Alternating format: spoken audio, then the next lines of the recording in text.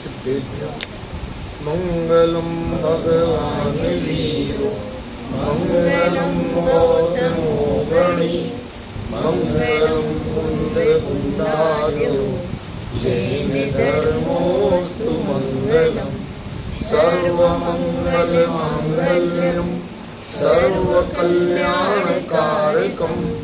प्रधानं सर्वधर्माणां जैनं जयतु शास्त्रम् जैनं जयतु शास्त्रम् जैनं जयतु शास्त्रम् भक्तामर प्रणतमौलिमणि प्रवाणा मोद्योतकं दलित पापतमोवितानं सम्यक् प्रणम्य जिनपादयुगं युगादा वालम्बनं भवजले पतितां जनानां यः संस्तुतः सकलवाङ्मयतत्त्वबोधा उद्भूतबुद्धिपटुभिः सुरलोकनाथैः स्तोत्रैः जगत्कृतयचित्तहरैरुदारैः स्तोष्ये किलाहमपि तं प्रथमं जिनेन्द्रम् बुद्ध्या विनापि विबुधार्चितपादपीठ स्तोतुं समुद्यतमतिर्विदितत्रपोऽहं बालं विहाय जलसंस्थितमिन्दुबिम्ब मन्यपरीक्षति जना सहसा ग्रहीतुं वक्तुं गुणान् गुणसमुद्रशशाङ्ककान्तान् कस्ते क्षमः सुरगुरु प्रतिमोऽपि बुद्ध्या कल्पान्त्यकालपवनोदतनत्र चक्रम् को वा तरीतुमलमं मुनिधिं भुजाभ्याम् सोऽहं तथापि तव भक्तिवशान्मुनीश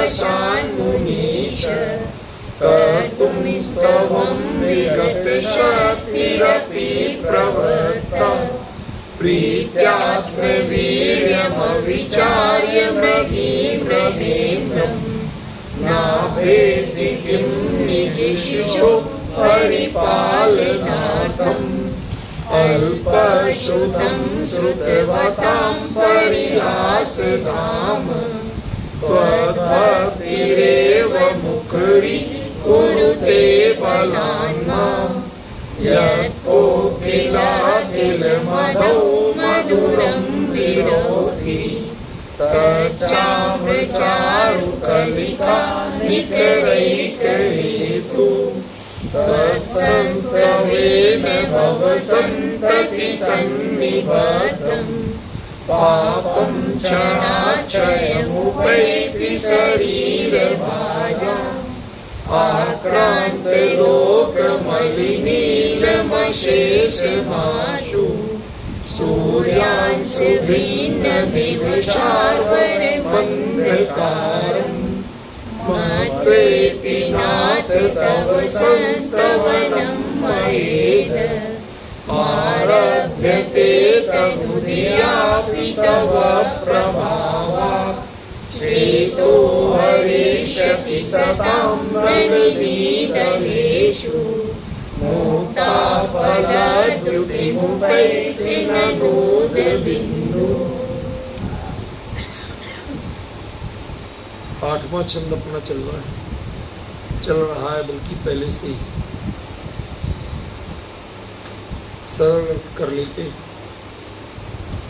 मत्वेति इति मत्वा, सामान्य अर्थ तो यही होता है कि ऐसा मानकर, लेकिन आचार्य का विशेष अभिप्राय क्या है कि भगवान को परिपूर्ण मानकर। जब किसी को परिपूर्ण चीज मिल जाए तो वो अधूरी चीज की लालसा नहीं करता है, स्वाभाविक है।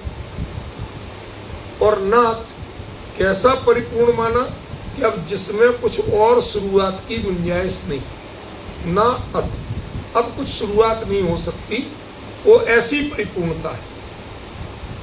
तव संस्तवनम, आपका संस्तवन, स्तवन नहीं संस्तवन, रिपीट नहीं करूंगा चर्चा को, लेकिन याद दिला रहा हूं। मया, मेरे द्वारा, इदम, यह, आरभ्यते, शुरू किया जा रहा है। तो करो भाई शुरू। कहते नहीं, थोड़ी गड़बड़ी है। वो गड़बड़ी क्या है? तनु धिया, मैं कमजोर बुद्धि वाला हूं, आप जैसे क्वालिफाइड नहीं हूं, फिर भी, अपनी माने फिर भी, तो क्यों कर रहे हो जब कमजोर हो? तो तब प्रभाव, आपका सहारा है ना, आपका इंप्रेशन ले रहा हूं, आपसे मोटिवेट हो रहा हूं, हो जाएगा काम। समझ गया? जैसे अंधेरे में देखने में व्यक्ति समर्थ नहीं हो, लेकिन एक छोटी सी टार्च या मोमबत्ती भी मिल जाए तो इसके सहारे सहारे धीरे धीरे चले जाएंगे। कहते ना लोग, शिखर जी पहाड़ की पहले वंदना करते थे तो वो छोटी सी टार्च लेते थे, चाइनीज टार्च आती थी पतली। क्या भाई साहब इनकी बैटरी 4 घंटे ही चलती है? कहते 4 घंटे में तो उजाला हो जाएगा, पहुंच जाएंगे ऊपर। ऐसा सोच के चलते थे, है ना? वही बात कह रहा हूं मैं। तब प्रभाव, अब ये जो चर्चा अपनी कल शुरू हुई थी ये पूरी आज होगी। चेतो हरिष्यति सताम नलिनी दलेषु, सताम सज्जनों का, चेतो मन, हरिष्यति हरण करेगा, हरण करेगा। इसका अर्थ क्या है? आकर्षित करेगा, मोह लेगा। ठीक है ना भैया? मोह माने दर्शन मोह, चारित्र मोह वाला मोह नहीं है, उसको अपनी ओर आकृष्ट करना वो है। नलिनी दलेषु, नलिनी के दल, पत्ते, नलिनी कमलिनी, उसके पत्ते पर, मुक्ता फल द्युति मुपैति ननूद बिंदु, वह मुक्ता फल मोती की द्युति चमक, मोती के स्वरूप को नहीं, मोती की चमक। मोती बन जाना और मोती जैसा दिखना, दोनों में कई बार बहुत अंतर हो। ठीक है ना? तो मुक्ता फलक द्युति मुपैति ननु, ननु माने वास्तव में, एक्चुअली, रियली, इसमें कोई शंका की बात नहीं। उसकी जो चमक है वो कई बार असली मोती से बढ़िया लगती है। असली मोती उतना बढ़िया नहीं लगेगा जितने उसकी ओस की बूंद की जो चमक लगती है वह असली मोती से बढ़िया लगती है। इसलिए आचार्य ने क्या कहा? ननु, ये कल्पना नहीं है, ये वास्तविकता है। क्यों? क्योंकि आचार्य ने मात्र द्युति, उसके चमक की बात की है, स्वरूप की बात नहीं। उन्होंने ये नहीं कहा कि वो मोती बन जाती। क्या कहा? मुक्ता फल यानी मोती की द्युति यानी चमक को प्राप्त हो जाती। तो अंतर तो है ना दोनों बातों में, है ना? हर चीज पे ध्यान देना, शब्द के अर्थ पे, तब आगे का मर्म खुलेगा जो आज बताने वाला हूं। उद बिंदु, ये उद माने तो उदक जल होता है। अब ओस का जल भी तो जल ही है, लेकिन ये वो जल नहीं है जिस जल में नलिनी दल खिलता है, उगता है। ये वो जल नहीं। कहने को तो सब पानी ही। कल मैंने दृष्टांत दिया था गंगोत्री का गंगा जल, और आपके प्रयागराज और कहां कहां जो गंगा जल है, हमारे रजनीश बाबू के काशी में है, गंगा जल तो है भाई, मैं मना नहीं कर सकता, लेकिन दोनों की क्वालिटी क्या एक है? इसलिए मैंने स्पेशली अर्थ किया था ओस का पानी। आज सुबह का स्टेटस भी उसी पे था, यदि आप लोगों ने पढ़ा हो उसको बड़े मार्मिक ढंग से मैंने स्पष्ट किया था। अब चलिए, ये तो हुआ शब्दार्थ, अब मुद्दे की बात पे आगे आते हैं। इसमें कहा 2 शब्द हैं ध्यान देने के, एक तो नलिनी दल और मुक्ता फल की द्युति। इन 2 शब्दों से आचार्य क्या विशेष कहना चाहते हैं वो मैं आज आपके सामने खुलासा करूं। अधिकतम सरल शब्दों में करूंगा, पर विषय गंभीर है, थोड़ी आपका भी ध्यानाकर्षण जरूरी है, एकाग्रता जरूरी। नलिनी कब खिलती है? रात में या दिन में? नली की भले ही वो तो पौधा तो 24 घंटे रहेगा, ऐसा थोड़ी कि रात के बाद खत्म हो जाएगा, रहता है, लेकिन उसकी वक्त कब होती, कीमत कब होती, लोग उसे ढूंढते कब है, पहचानते कब है, कि रात को पहचान। रात किसका प्रतीक है? अज्ञान का। अंधेरा हमेशा अज्ञान और मोह का प्रतीक होता है। जो नलिनी दल खिलता है, उगता है, वो जल में उगता है। जल माने जड़, कल बताया था ना, डलियोर भेदा, तो वो जड़ में उगता है। जड़ माने पेड़ की जड़ की बात नहीं है, जड़ बुद्धि की बात है, समझ रहे? तो वो उगता कहाँ है? जड़ में। और साथ में उगता कब, वो उसकी पहचान कब होती है, खिलता कब है? कि रात को। दोनों चीजों का कुछ संदर्भ समझ पाए? मैंने 2 बार खोल के बोला, इससे कुछ आइडिया ले पाए अजय बाबू? नहीं ले। मैं अभी बता दूं, ये जो पंचम काल है, जहां केवल ज्ञान का सूर्य है ही नहीं, उगता ही नहीं, तो यहां क्या है? दिन पे दिन बढ़ता हुआ अंधेरा है। जो चीज हमारे बाप दादा समझते थे, हम समझ रहे हैं। जितना धर्म हम कर रहे हैं, जिस रूप में भी, क्या आप अगली पीढ़ी पे अपेक्षा कर पा रहे हैं? कर रही है वो? हम मजबूर हैं। हमारे बाप दादा डांट के कहते थे, जाके अंदर हो गया पहले। आज आप अपने बच्चे से कह सकते हैं? है हिम्मत?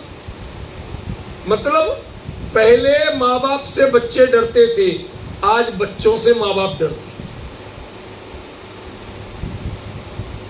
वो क्या चाहते हैं उसके अनुसार हमें चलना। क्या कहा था मैंने? अंधकार धीरे धीरे बढ़ रहा है।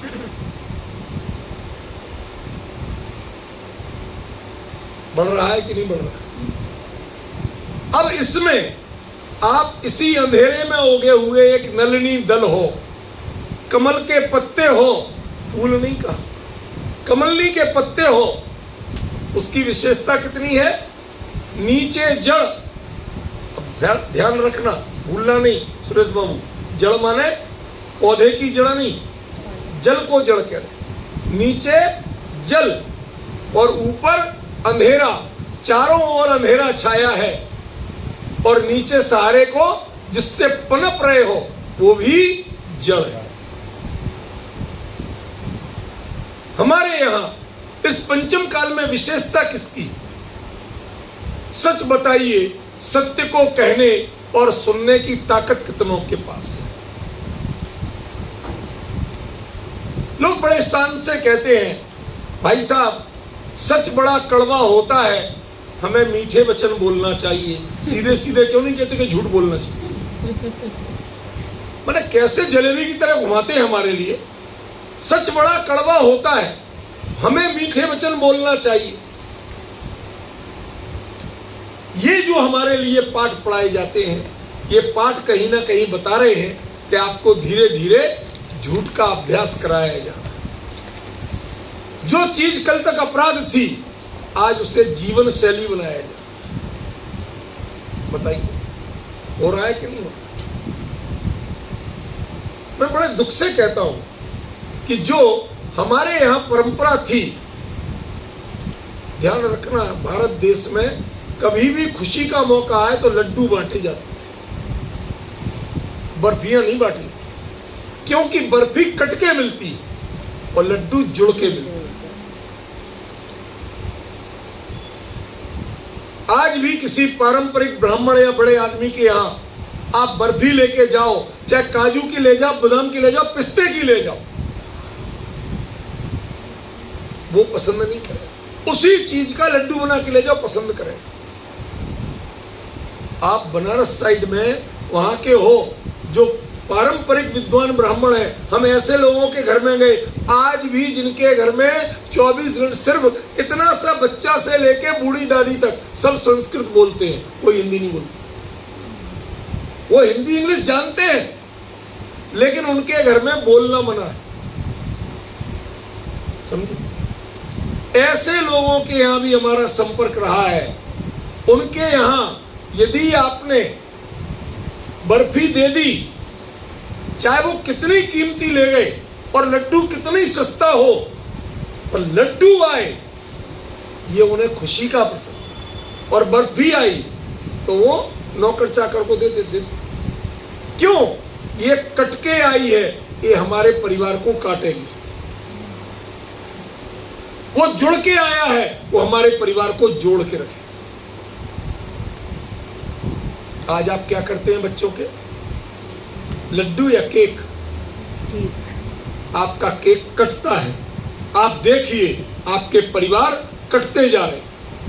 हम बच्चों को पढ़ाते हैं, कहीं और भेज देते हैं, अपने बच्चों को ही देखने को तरसते हैं। भाई साहब ऐसे ही चलता है अब आजकल। आपकी कहने की हिम्मत नहीं है सत्य की। हम उस पीढ़ी के लोग हैं जो अपने माँ बाप से भी पिटते थे और अपने बच्चों से भी पिटते हैं। उस पीढ़ी के लोग हैं। बचपन में सोचते थे हम बड़े होंगे, हमारे बच्चे होंगे तो हम भी उन पे निकाल देंगे, डांट लेंगे। पहले उनसे डट लिए, अब इनसे डटते हैं। हमारी हसरतें अपने मन में ही सिकुड़ के रह जाती हैं। क्यों हो रहा है ये प्रतीक है कि नीचे आपके जल है और ऊपर आपके अंधेरा है। ये नलिनी दल किसका प्रतीक है भाई साहब? आप अर्थ नहीं निकालेंगे, खाली शब्दार्थ निकालेंगे तो क्या भक्तामृत समझ में आएगा? आचार्य ने जो कुछ भी प्रयोग किया उसके पीछे पूरा एक सिनेरियो, पूरा एक विजन है, और आपने ना विजन पहचाना ना सिनेरियो पहचाना तो आप अर्थ क्या करेंगे?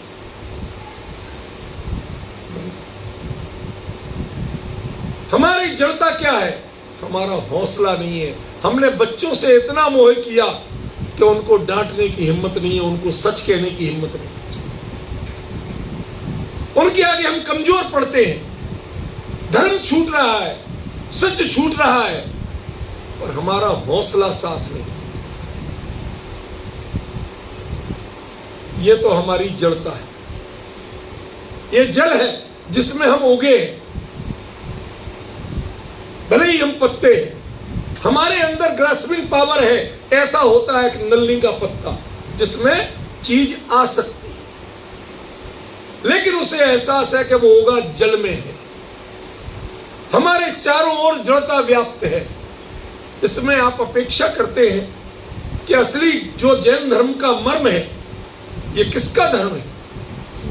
उन शूरवीरों का धर्म है जो एक क्षण नहीं लगाते थे। क्यों?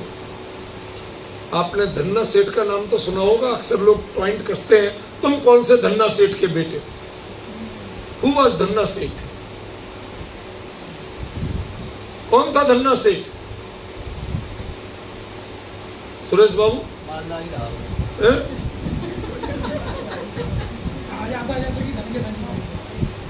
ऐसे नहीं कहा जाता। उत्तर जब मैं पूछ रहा हूं, इस गद्दी पे बैठ के पूछ रहा हूं, ये गद्दी गणधर की गद्दी कहलाती है। ये कोई व्यक्ति नहीं बैठता है, उसके पीछे जिम्मेवारी होना चाहिए हमारे आगम की। मतलब हम जो बोलेंगे वो आगम से बोलेंगे, दुनिया के चुटकुले सुनाने के लिए नहीं बोलेंगे। यदि पूछ रहा हूं तो आप आगम से उत्तर दीजिए कि क्या पता है कुछ? धन्य कुमार और शालीभद्र, ये नाम सुने हैं? धन्य कुमार वो व्यक्ति था जब घर में, ठीक है संपन्न परिवार था, खाता पीता, लेकिन इतना संपन्न नहीं था। जब घर में जन्म हुआ तो परंपरा थी कि पिछवाड़े में, घर के पिछवाड़े में नाल गाड़ दी जाए। जहां नाल गाड़ने के लिए गड्ढा खोदते, वहीं रत्नों से भरा घड़ा मिलता। आखिरकार खोद खोद के पूरा घर खुद गया, तो उन्होंने कहा गड्ढे मटके के ऊपर ही दबा दो, अब कहां जगह लाओगे हो? समझ गई बिटिया? कितनी संपन्न, कितना वैभव लेके, कितना पुण्य लेके आया था। और उसके जो जहां शादी हुई, उसके जो साले साहब थे, उनका नाम था शालीभद्र। और वो कैसे थे? वो उनसे भी सुपर डुपर थे। रत्नों की छांव में पले, चंद्रमा की चांदनी से भी बॉडी पे छाले आ जाते थे, सूर्य तो बहुत दूर की बात। उनके बारे में भजन बने, सरसों का दाना जिनके बिस्तर पर चुभता था, मोक्ष के प्रेमी हमने कर्मों से लड़ते देखे। सुने होंगे, ये उन्हीं के ऊपर बना। एक सरसों का बिल्कुल मुलायम बिस्तर, नीचे इतने मोटे गद्दे के नीचे एक सरसों का दाना था, कैसा आज सो नहीं पाए। क्या परेशानी थी, इतना मोटा बिल्कुल। और कौन सी रुई का गद्दा जानते हो? सेमल की रुई, उससे मुलायम कोई रुई नहीं होती। सेमल का फूल होता है ना, लाल सा इतना बड़ा कटीला पेड़ होता है, उसकी जो रुई निकलती है वो सबसे मुलायम होती है। उसकी रुई का गद्दा इतना मोटा, पता भी नहीं चले, इतना वो मुलायम का एहसास नहीं हुआ। एक सरसों के दाने ने उसके नीचे पड़ा था, ऊपर भी नहीं। वो भी जिनको चुभा, रात भर सो नहीं पाए, कितने संपन्न रहे होंगे। एक कोई व्यापारी रत्नों का कंबल बना के आया, राजा श्रीनिक के पास गया, महाराज मैं कीमती रत्नों का कंबल लाया हूं, आप बड़े गुणग्राही हैं। कहते सेठ तुम कह तो सही रहे हो, लेकिन मेरे खजाने में इतना पैसा नहीं है कि मैं खरीद सकूं। जब राजा ने मना कर दिया तो उदास होकर लौट रहा था। सालीभद्र की मां ने मैं अपने हवेली के झरोखे से देखा, अरे उदास जा रहा है आदमी, तो बड़ा संपन्न मालूम होता है, इसको बुलाओ। दासी गई, बुला के लाई, आ गया। बड़ी हवेली थी। जी माता जी क्या आज्ञा है, आप हमारे नगर से उदास क्यों जा रहे? कहती माता जी अब आपको क्या कहें, हम तो राज दरबार से उदास जा रहे हैं, राजमहल से उदास जा रहे हैं। जो चीज राजा नहीं ले सका, आपको क्या बताऊं अपनी पीड़ा। कि बताओ तो सही कि ये रत्नों का कंबल लेके आया था, लाजवाब, अब राजा नहीं ले पाए। वो कहते हमारे खजाने में पैसा नहीं है। कहते कितने का है? क्या इतने का है? जो दाम बताया तो उसने कहा 15 से पैसे लाके दे दो इसको और कंबल ले। तो दासी बोली मां साहब इसका करेंगे क्या, ये तो बताओ। आप ले तो रही हो, करेंगे क्या? हमें काम समझ में नहीं आ रहा। कि हमारी बहुएं बहुत दिनों से कह रही थी कि उनके लिए जूते जो पहनती है उन पे कुछ अच्छी कीमती जलाऊ चीज नहीं है, इसके जूते बनवा देना। ये कहानियां नहीं सुनाना चाहता, आपको कुछ और बताना चाहता। इतने संपन्नता, इतना वैभव, वो व्यापारी दंग रह गया कि यहां राजगृह में ऐसे ऐसे लोग भी रहते हैं। अभिभूत होके चला गया गीत गाते हुए, कह रहे साहब हम याद रखेंगे जीवन में।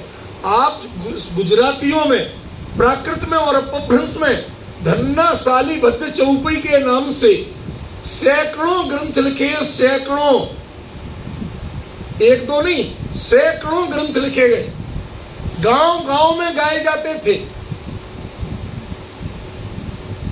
वो थे धन्य कुमार, जिनको धन्ना सेठ कहा जाता, और वो थे सालीभद्र। एक बार दोनों जाते थे, अब गारंटी से एयर कंडीशन की गाड़ी होगी, क्योंकि गर्मी में वो तो कहां बर्दाश्त करते। तो देखा दूर चट्टान पे जंगल में एक मुनिराज विराजमान है ध्यान मुद्रा में। तो धन्य कुमार बोले साले साहब आप तो रुकिए, बाहर का मौसम आपके अनुकूल नहीं है, आप यहीं से कर लीजिए, मैं जरा दर्शन कराऊं महाराज जी के। वहां गए तो मुनिराज अपने स्वरूप में लीन, आंख खोल के तक नहीं देखा, आशीर्वाद देना तो बहुत दूर की बात। बैठे रहे 2 मिनट, 4 मिनट, 15 मिनट, आध घंटा। ऐसा भाव विभोर हुआ चित्त, इसे कहते हैं परम शांति। हम महलों में रहते हैं तब भी मन के संक्लेश दूर नहीं होते, और ये इतनी तपिश में भी बिल्कुल प्रशांत मुद्रा में बैठे हैं। ऐसी चेहरे पे स्मित हास्य, ऐसी तृप्ति है, इसे जीवन कहते हैं, इसे साधना कहते हैं। इतने में 1 घंटा हो गया तो कंधे पे किसी का हाथ का स्पर्श मिला, देखा तो सालीभद्र खड़े थे। पूछा कि जीजा जी क्या चक्कर है, कहीं दीक्षा लेने का विचार तो नहीं है? कहते साले साहब सोच तो यही रहा था। वो बोले आप सोचते रहो, मैं चला और दीक्षा ली। अब समझ में आया कुछ? हम लोग जिसका साहस नहीं कर पाते, ये कायरों का वक्त है। कलयुग और क्या होता है, पंचम काल क्या होता है। आपने दुनिया के आकर्षण में दीक्षा ले भी ली, उससे क्या आप साधु हो जाए? वो सातवां गुण स्थान प्रकट हो जाएगा आपको? बताइए आप। स्वरूपाचरण चारित्र प्रकट हो जाएगा क्या आपको? नहीं हो पाए। वेश लेना अलग चीज है और वेश प्रकट होना अलग चीज है। जिनाब में मुनि धर्म का स्वरूप मेरा जो बुक है, उसमें नागने का नग्नता क्या होती है, नग्नता प्रकट कैसे होती। जिस दिन लिख रहा था घर पे, रात को करीब 10:30-11 बजे मैं धुन में मोबाइल पे लिखे जा, तो छोटी बिटिया साक्षी है ना, ये गई इनके पास, कहती मम्मी मम्मी डैडी को क्या हुआ? डैडी बोले कुछ नहीं, कुछ बहुत अच्छा लिख रहे हो। जानती है। उस रात को 2 बजे तक वहां कुर्सी पे बैठे बैठे लिखा गया। ऐसे भाव उमड़े कि व्यक्ति नग्न होता कैसे। नग्न होना और नंगे होने में बहुत बड़ा अंतर है। नग्नता प्रकट होती है और नंगे हुआ जाता है। जब अंदर से मोह के आवरण हटते हैं, चित्त निर्मल होता है, तो बाहर के आवरणों की हिम्मत नहीं है कि वो आपके तन पे ढके रहे, उसके आपके व्यक्तित्व को ढक ले। वो धीरे धीरे अपने आप हटते जाते हैं। उसका नाम है नागने। ये मुनि धर्म का बड़ा गजब का गुण है। समझ में? वो प्रकट होती है। वो पुरुषार्थी जीव होते हैं। वो किसी आकर्षण में नहीं जाते। वो समाज पर अंकुश करने या समाज पर शासन करने नहीं जाते। वो अपने निज पर शासन, तब किसी पर कुछ कहेंगे, अन्यथा किसी से कुछ। Control your self. आपकी वाणी पर कंट्रोल नहीं, आपके मन पर कंट्रोल नहीं, आपकी चर्या पर कंट्रोल नहीं आपका, जिन शासन के अनुसार नहीं कर सकते, तो भाई साहब अकेले पद पर बैठने से आप साधु नहीं हो। ये है जड़ता। मैं इसका अर्थ कर रहा हूं, आज की समाज और किसी वर्ग और पद की समीक्षा नहीं कर रहा। ये है जड़ता। हम लोग के आकर्षण में बन जाते हैं जो कुछ बनते हैं, लेकिन क्या अपने आप को सेटिस्फाइड कर पाते हैं? हमने दुनिया को मोह लिया।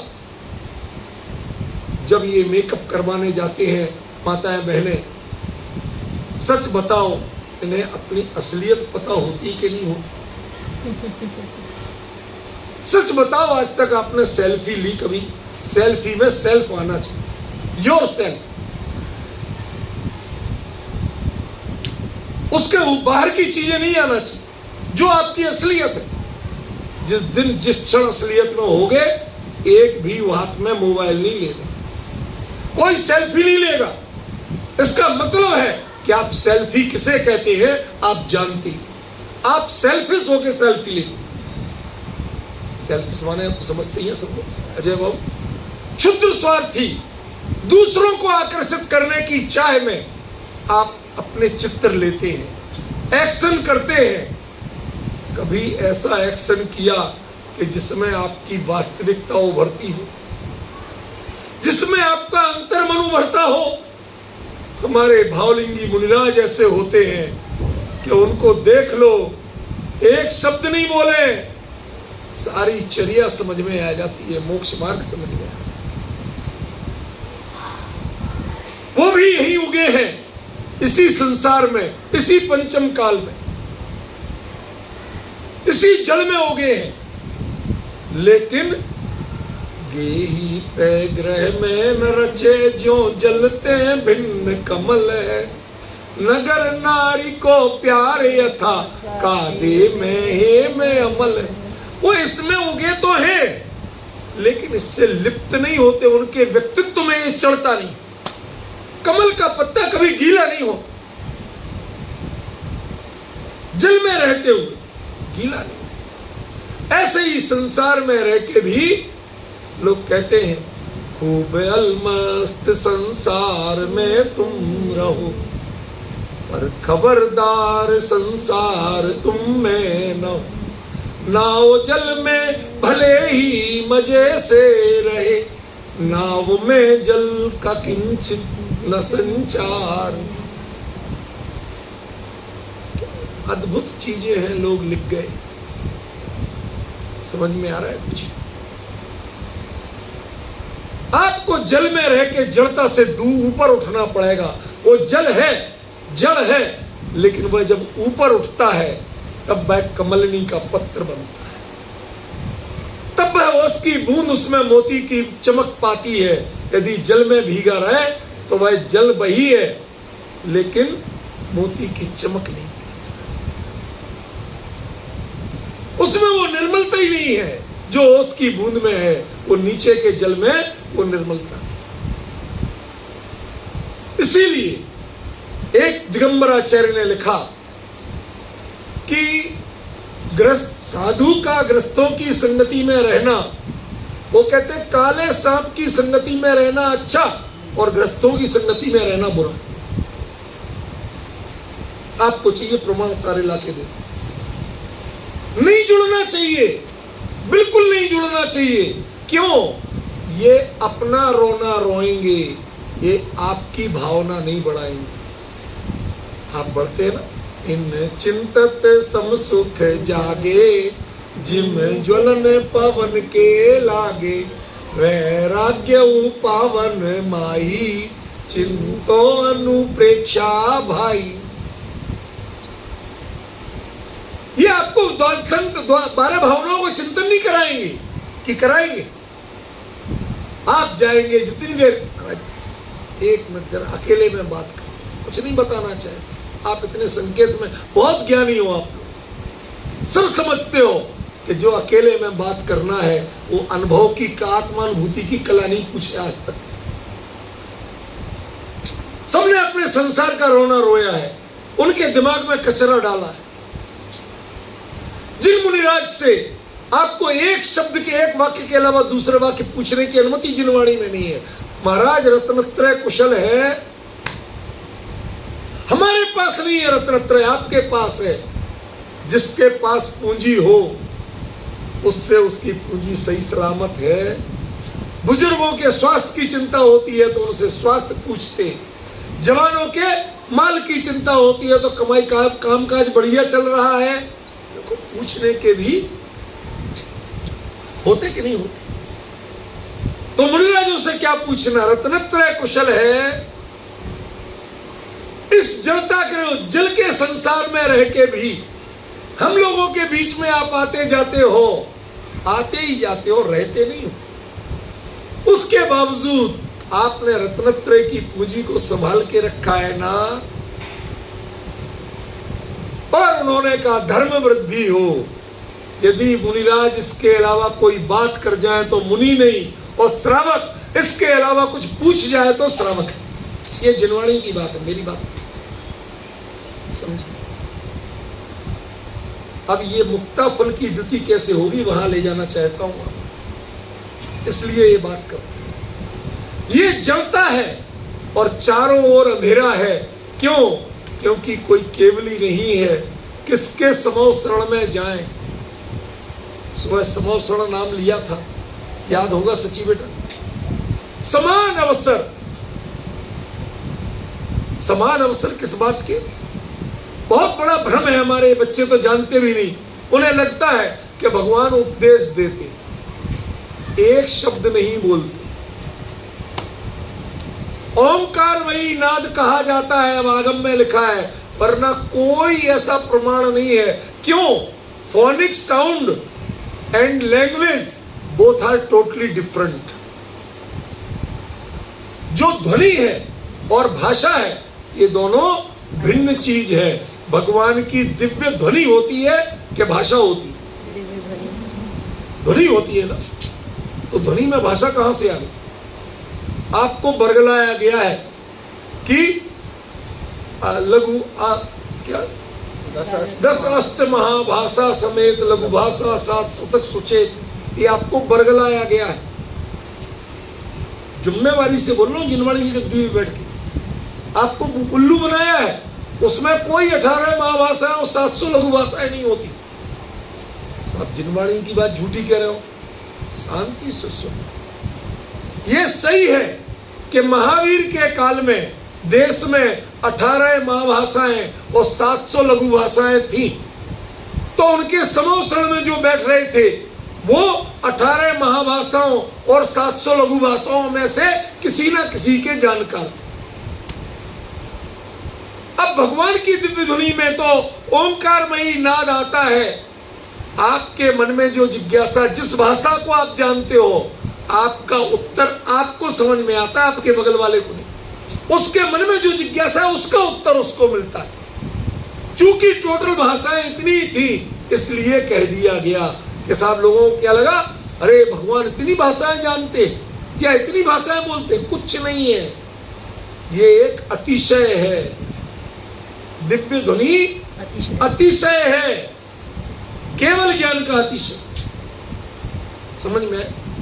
वो दिव्य ध्वनि जब होती है, उसकी दिव्यता क्या है? उसमें कोई भाषा नहीं है, लेकिन हर भाषा वाला अपना उत्तर उसमें से पा लेता। यदि हमें समझना हो, केवली के समोसरण में पहुंच जाए, एक समान अवसर एक साथ सबको मिलता, हम आपके प्रश्नों के उत्तर एक एक करके दे पाएंगे। बड़े से बड़ा 30 मार्क का भी एक एक करके दे पाएंगे। लेकिन उनकी दिव्य ध्वनि खिलती है। जितने जीव बैठे हैं, आपको पता है, अक्सर 1 लाख श्रावक तो 3 लाख श्राविका है। ये लोग हर जगह बाजी मारे हुए हैं, और जी धोखे में मत रहे। आप अपने आप को धर्मात्मा समझते हो? यदि धर्मात्मा हो तो पति के नाम में आज तक धर्म नहीं जुड़ा, पत्नी के नाम में जुड़ा। धर्म पति नहीं बने आज तक आप, धर्म पत्नी ये सब है। समझ गए? इसलिए धोखा तो खाना मत। अपने आप को ज्यादा धर्मात्मा मत मान लेना कि हम रोज भगवान को स्पर्श कर लेते हैं, प्रक्षाल कर लेते हैं, इन्हें भाग्य नहीं। उसके बावजूद धर्म के मामले में बाजी मारने वाली ये लोग।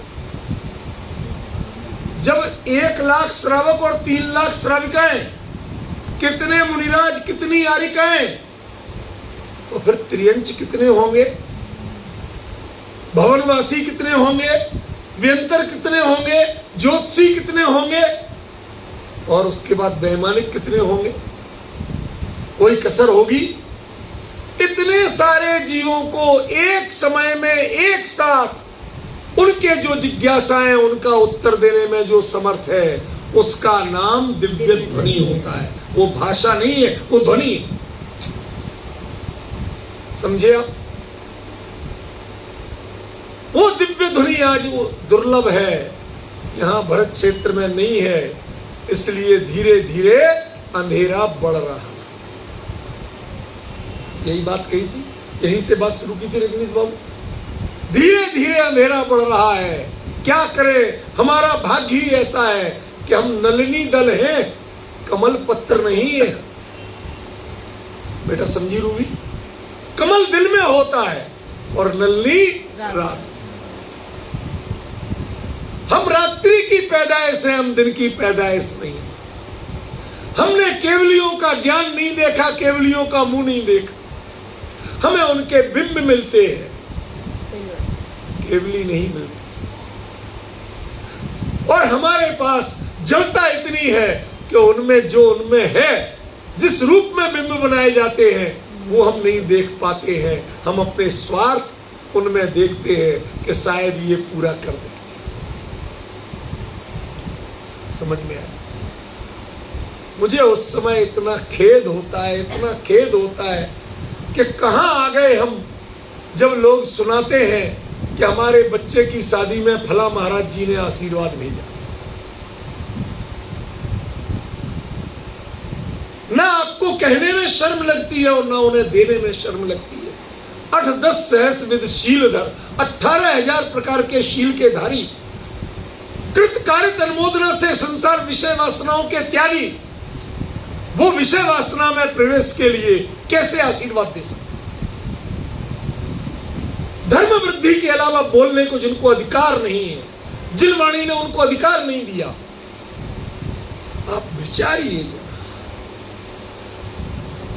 एक छोटा सा फूल, उसमें असंख्यात त्रस जीव,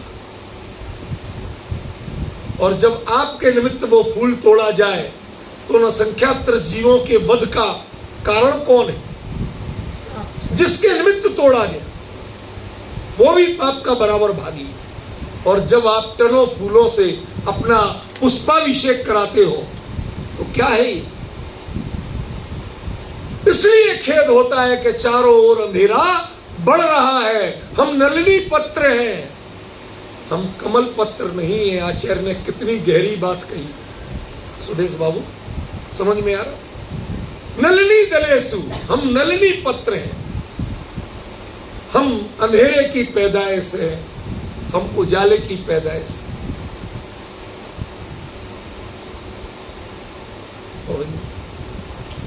ऐसा होते हुए भी वो ओस की बूंद जब पड़ जाती है, पानी की बूंद नहीं, जल की बूंद नहीं, ओस की बूंद होना चाहिए। भगवान की वाणी जो खिरी थी उसका अंश होना चाहिए। ये बादलों से बरसने वाली बूंद। ये जितने पंडित लोग हैं ना आज के वक्ता, ये सब बादल हैं। ये नीचे से लेते हैं और नीचे वालों पे बरसते हैं। बादल में पानी कहां से आता? नीचे से। और वो बरसाता भी कहां है? नीचे। लेकिन जो ओस की बूंद पड़ती है वो बिना बादल के गिरती है। वो पर्यावरण की वो नमी है जिसको वो पुंजीभूत बनाती है और धीरे से टपक जाती है। ऐसे हमारे भाग्य से हम पढ़ते हैं ना, भवि भागन वच जोगे बसाए, तुम धुनी है सुनी वे भ्रम न सा। पढ़ते हैं। वो जो अब ऊपर से वाणी आई, वो सूत्र आए, वो वचन आए, उनका नतीजा क्या हुआ? जब हमारे संपुट में पड़ गए तो ये बात पूरी हो गई। अब यहां आ रहा हूं। मुक्ता फल, मोती के लिए बहुत से शब्द आते हैं अंजू। शास्त्रों में, भाषा शास्त्र में कई शब्द हैं मोती के लिए, समझते हैं। लेकिन मुक्ता फल ही क्यों कहा? कुछ याद है? मुक्त और मुक्तों का फल। जिन्होंने जन्म मरण से मुक्ति पाई है उनका फल है ये, उनके वचन है ये। आज पंचम काल में हम लोग जो बोलते हैं, हमारी जो भाषा है, जो शब्द है, वो भगवान की वाणी नहीं है।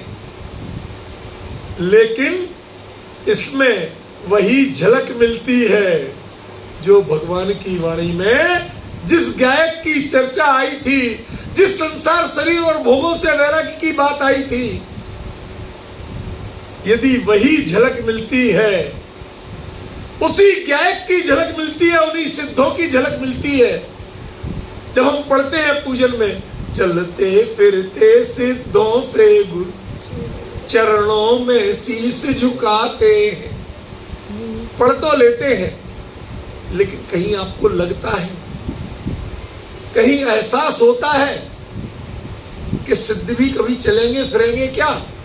और सिद्ध यदि गतिशील हो जाएंगे तो उनका स्वरूप क्या होगा? उस समय आपका एहसास क्या होगा? आपके पास वो विजन है कि सिद्धों को मूवमेंट करते हुए देख सके? वो अरूपी है, देह रूपी है, वो विदेही है। देह रहते हैं, है कि नहीं रुचि? सिद्ध भगवान दे थे, दे रहे थे, दे रहे। क्या आपके पास वो विजन है कि जो उनको देख सको? वो विजन जिनवाणी से पैदा करिए कि आपको सिद्ध भी समझ में आने लगे। और जिस क्षण जिनवाणी के किसी शब्द से सिद्ध समान सदापद मेरो ये समझ में आ गया, उसी क्षण वो शब्द मुक्ता फलद्युति मुपैई, वो मोक्ष के प्राप्त जीवों का पर्यायवाची बन जाएगा, उनका प्रतिनिधि बन जाएगा, उनका फल बन जाएगा। यहां मुक्ता माने अकेला मोती नहीं है। मुक्ता फल माने अकेला मोती नहीं होता है। मुक्त जीवों का फल क्या है? उनका फल बाबू जी, अभय कुमार जी, क्या है फल? आपका नाम आज ही जाना है, मुझे पता नहीं था, इन्होंने लिख के भेजा तो पता चला। क्या है फल? अतीन्द्रिय आनंद, अतीन्द्रिय आनंद, जिसमें इंद्रियों का विकल्प नहीं है, चित्त की चंचलता नहीं है, क्षण भर की अनुभूति हो। और वह क्षण भर की अनुभूति भी उसकी जाति क्या है कि जैसे सिद्धों को अतीन्द्रिय आनंद है, भाई एक क्षण की अनुभूति की जाति भी वही है। आपको सोने का एक रवा मिला, रवा तो समझते हो, इतना सा टुकड़ा, और वह दुबई वही मैंने देखे अंगूठी भी 57 किलो की शुद्ध सोने की, उठाते नहीं, मैंने पहनना तो बहुत दूर, गले में पहनेंगे कि उंगली में पहनेंगे यही समझ में नहीं आ रहा। इतने बड़े बड़े हार के इधर से पहनो तो पैर के नाखून तक जाए। कितने किलो का? मात्र 14 किलो। दूसरा कहता नहीं हमारे पास 27 किलो का। गोल्ड सूक में जाओ, लोग यहाँ के लोग के भाई साहब हमारी हैसियत तो खाली इनके साथ फोटो खिंचवाने की है, इससे आगे नहीं। कहां से लेंगे और कैसे दिखाएंगे कस्टम में? समझ रहे कि नहीं समझ रहे? कुछ संकेत पकड़ में आ रहा। उसका एक रवा मिला, सोने का है कि नहीं है? हार का कहते हो कि नहीं कहते हो? मोती की माला से एक मोती मिल जाए, अजय बाबू, मोती ही होता है कि कुछ और होता है?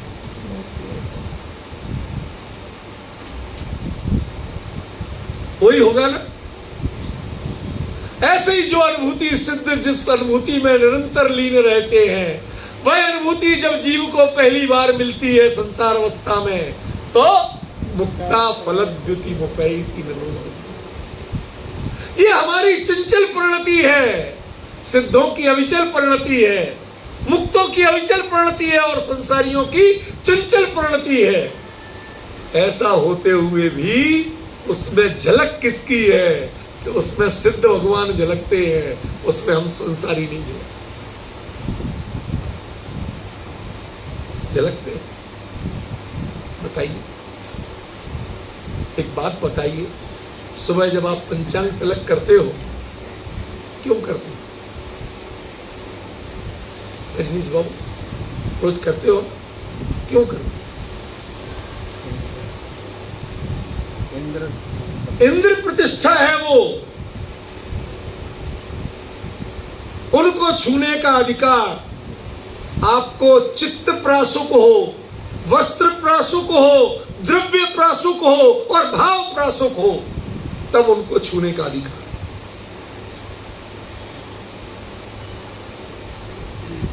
समझे? लोग पंथवाद के झगड़े फैलाते हैं, साहब ये 20 पंथ है, 13 पंथ, हम तो दिया जलाएंगे, हम तो हमें ये नहीं करें। अरे भले आदमी, जिसके कौन विराजमान है ये, जिनने जन्म से कभी अप्रासुक द्रव्य का सेवन नहीं किया।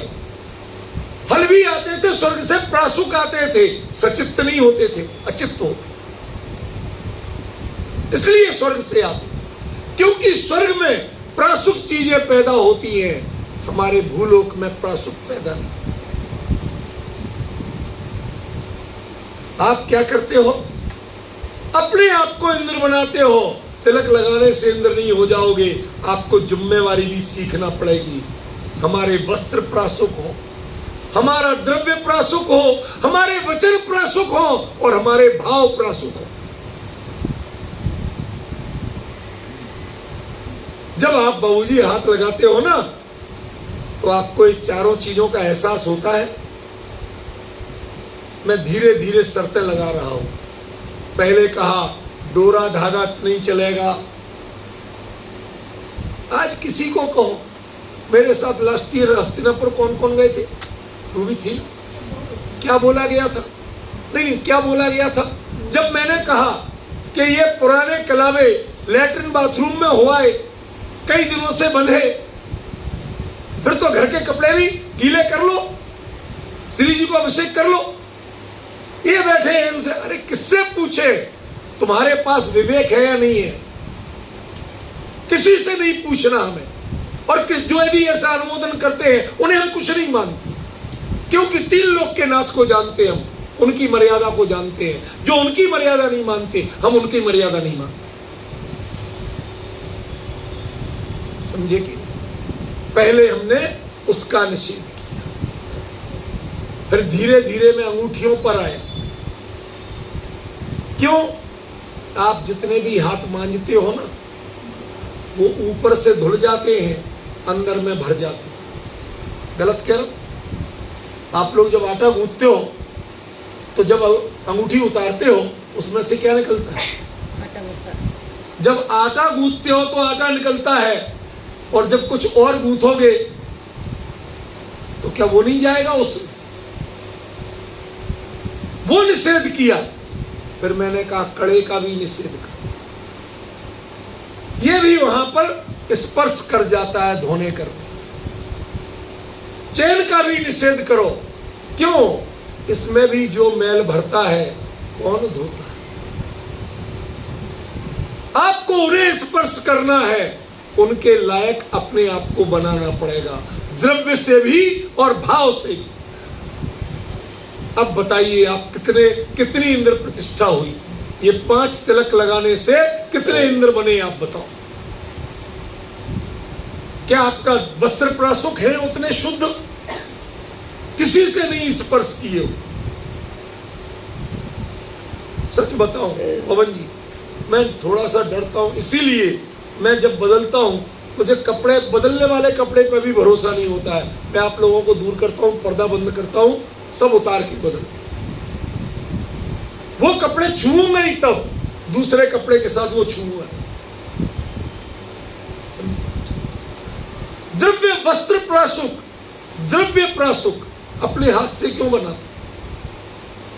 बाबूजी के अलावा आप लोग जो जितने बैठे हैं, अम्मा जी को छोड़ दो, बाबूजी को छोड़ दो, दादी जी को, तो आप लोगों में सबसे इतनी उम्र आप लोगों की नहीं होगी, लेकिन आप लोगों से सबसे पहले आता हूं।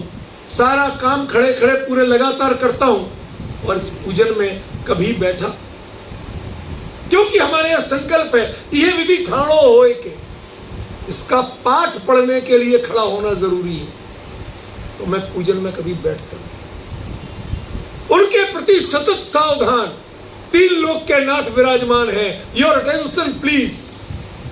सावधान मुद्रा खड़े होने की होती है, बैठने की मुद्रा सावधान नहीं, बैठने की विश्राम कहलाता है। समझ गए? मैं आप लोगों पर कोई नियम नहीं लगा रहा, लेकिन बता रहा हूं द्रव्य प्रासुक, वचन प्रासुक, शब्दों पे भी ध्यान देना। गलत जब पूजनों में आता है, स्तुतियों में आता है पुत्र पौत्र धन संपत्ति बाणे, तो मैं बोलते हुए डर लगता है।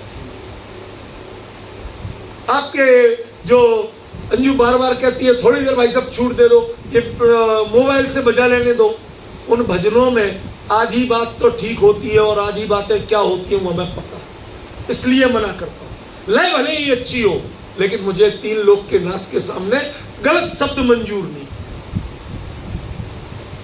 समझ गए? वचन प्रासुक चाहिए, और इन सब के ऊपर सुरेश भाई भाव प्रासुक चाहिए, तब आपकी इंद्र प्रतिष्ठा है, तब पंचांग तिलक सार्थक है। समझ गए? तब आप शोभित होंगे। आप लोगों से कहते हैं सिर ढक लो, आप लोग ये गांठे मार मार के आ जाते हैं, वो ढक ही नहीं जाता क्योंकि वो कपड़ा पीछे खींच रहा है। जबकि नियम है, आप बताइए, जो मुनिराज के आहार का नियम है वही जिनेंद्र भगवान की पूजन का नियम है। क्या आहार दान के समय जिसके बाल खुले दिखे उससे मुनिराज आहार ले सकते हैं? नहीं। तो आप सामग्री चढ़ाने के पात्र नहीं है। प्रॉपर कवर कीजिए, उसके बाद करिए। मर्यादा है, द्रव्य प्रासुक है आपका, लेकिन भाव भी प्रासुक होना चाहिए। उनके लायक बनिए। इसी प्रकार जो श्रेणी आरोहण करके, श्रेणी माने श्रेणी दो बार होती है, एक दर्शन मोह के लिए दूर करने के लिए, चारित्र मोह दूर करने के लिए। दर्शन मोह की श्रेणी को करण लब्धि के परिणाम कहते हैं। वो करके जिन्होंने अपने अंदर मुक्ता फल द्युति मुपैई थी, वो मुक्ता फल सिद्धों के समान सदापद मेरो ऐसा जान लिया, अनुभव कर लिया। वो संस्तवन से होता है, भगवान से बतियाओगे कब? मैंने यही कहा था, कब बतिया पाओगे भगवान से? जब उनके भावों को जान पाओगे। शब्द तो वो बोलते नहीं और भाव आप समझते नहीं। How can you dialogue with your God? सच्ची बिटिया, समझ में आ रहा है? बेटा, जीवन में कोई दूसरा इस टाइप से नहीं बताएगा। ये तो मैं ही बावला हूं जो इस तरह की बात करता हूं खरी खरी। समझिए, जरा विचार करो, देखो उनकी ओर, और उनकी ओर देख के कम से कम जिनेश्वर के लघुनंदन तो बन जाओ। केली करे शिव मार्ग में जगमाही जिनेश्वर के लघुनंदन। अभी तो उनके बेटा कहलाने की पात्रता नहीं है आप में, छूते कैसे हो? आप पढ़ते हो अरहंत पिताजी मेरे, जिनवाणी माता मेरी। हो गई? आपको अपने आप को साबित करना पड़ेगा कि हाँ, हम जिनवाणी माँ और अरहंत पिता के पुत्र हैं। तो कम से कम मोक्ष मार्ग की शुरुआत तो करना पड़ेगी कि नहीं करना पड़ेगी? जब आपके अंदर में सिद्धों की झलक दिखने लगे, आप आंख बंद करें और आंख बंद करके भी उनका साक्षात्कार कर सके। जो आंख खोल के करते हैं वो आंख बंद करके साक्षात्कार कर सके तो होगा मुक्ता फल द्युति मुपैति ननूद बिंदु। हम संसारी हैं, लेकिन हम अपने अंदर सिद्धों को देखते हैं, सिद्धों की झलक देखते हैं। अजय बाबू, अब समझ में आ रहा है कि भक्तामर जी में क्या लिखा है? आपने कह दिया मोती जैसे जगमगे। क्या अर्थ है? इसे कोई अर्थ कहते हैं? मन तुम जैसे आचार्य ने ऐसा अद्वितीय जो काव्य लिखा, उसका अर्थ ऐसा सड़क छाप होगा क्या? विचार कीजिए सुरेश बाबू, विचार कीजिए। मुक्ता फल द्युति मुपैति, जब उनसे संस्तवन होगा, उनसे संस्तवन भावात्मक होगा, शब्दात्मक नहीं होगा। स्तवन शब्दात्मक होता है और संस्तवन भावात्मक। जब हम एक दूसरे के भावों को पढ़ सके तो संस्तवन है। बाप में और माँ में क्या अंतर होता है भाई साहब? बाप में और माँ में क्या अंतर होता है? बेटे ने कह दिया भूख नहीं है, तो जब उसे नहीं है भूख तो क्यों जिद कर रही हो?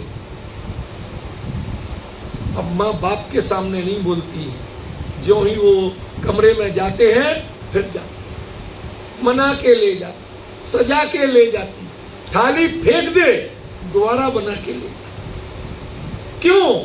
क्योंकि जितना वो मना करता है उतनी ही माँ समझती है मेरा बेटे की भूख कितनी है। ये माँ हूं तेरी, मैं जानती हूं अच्छी तरह से। तुझे जितना गुस्सा आ रहा है तेरी भूख की निशानी है। यदि पेट भरा होता तो तुझे गुस्सा नहीं। वो किसी न किसी तरह मना के खिला ही देती। क्या ज्ञानियों का भोजन, अरहंतों के भाव और जिनवाणी का मर्म वो भोजन है, वो आपको मिला? तो आपने संस्तवन नहीं किया भाई साहब, स्तवन किया। जितने शब्दों में बोलते हैं वो सब स्तवन है, और जो भावों से डायलॉग होते हैं, आंखों से जो पढ़ सकते हैं आप, विवेक से जो समझ सकते हैं आप, वो सब संस्तवन है। ये संस्तवन जब होता है तो संस्तवन का जो भाव है वो, हम भले ही नलिनी पत्र हैं लेकिन भगवान की वाणी द्वादशांग के वचन, लोकांतिक देवों के वचन मान तुम उन्हें अपने आप को नलिनी पत्र कह रहे हो, और उनके वचनों को हम उसकी, मैं कोशिश करूंगा शब्दों में लिखूंगा, लेकिन भाव आप जैसे संजोऊंगा तो वो भी मुक्ता फलत द्युति मुपैति, वो द्युति होगी, मोती बन नहीं जाएगी। मोती बनने में समय लगेगा। आपको पता है ओस की बूंद से भी मोती बनते हैं, सीप वाला नहीं। और कोई मोती पता है? जानते हैं? विश्व का सबसे बेशकीमती मोती होता है बिल्कुल हरा, और वो बांस में पैदा होता है। एक विशेष टाइप का बांस, स्वाति नक्षत्र की ओस की बूंद यदि उसमें चली जाए और वो उसी समय उसके जो पत्ती खुलती है ना, बांस की पत्ती ऐसी जैसे अपन पुंगू बनाते ना, ऐसी होती है, उसके माध्यम से अंदर चली जाए। पत्ता होता है पेपर का ऐसा बनाइए, तो वो खिला हुआ पत्ता नहीं चाहिए, अभी खिलता हुआ, ऊपर से जरा सा खुल गया था, और वो चूंकि अंदर से पूरा हटा नहीं है तो उसका डंठल बंद नहीं हुआ, वो डंठल में छेद बाकी। समझ गए? ये गहराई आप आसानी से नहीं समझ सकते, थोड़े उपयोग लगाओगे तो समझ में आएगा। डंठल में छेद बाकी है क्योंकि पत्ता अभी निकलता आ रहा है, पूरा निकला नहीं। जब निकल आता है तो डंठल उसको पराया कर देता, छेद बंद कर देता। उसमें वो स्वाति नक्षत्र के ओस की बूंद यदि अंदर चली जाए तो जो बांस में, जिस डंठल में निकली है वो बांस के, उस बांस की गांठ के अंदर जाके वह मोती बनती है, और विश्व का सबसे बेशकीमती मोती होता है बिल्कुल डार्क, पन्ना से भी गहरा हरा।